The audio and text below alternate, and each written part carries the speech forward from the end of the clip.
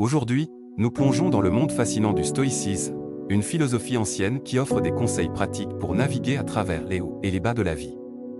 Comme le disait Sénèque, l'un des grands philosophes stoïciens, il n'y a pas de vent favorable pour celui qui ne sait où il va.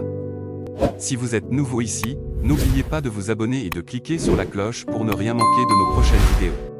Le stoïcisme, fondé à Athènes au IIIe siècle avant Jésus-Christ par Zénon de Citium, propose une approche unique de la vie quotidienne.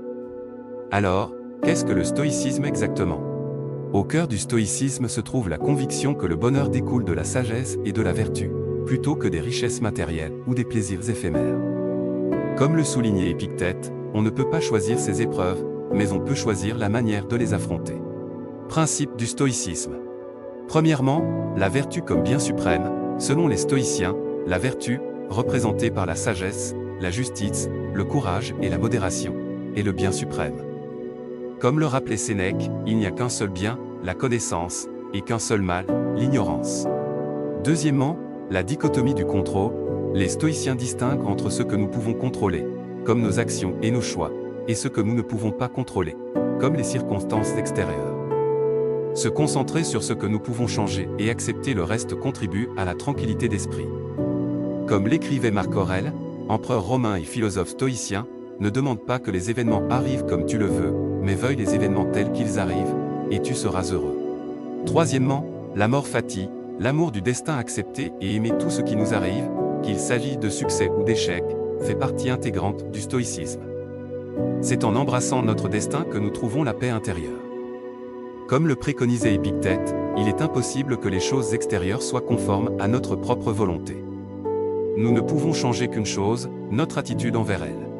Comment pouvons-nous appliquer ces principes dans notre vie quotidienne?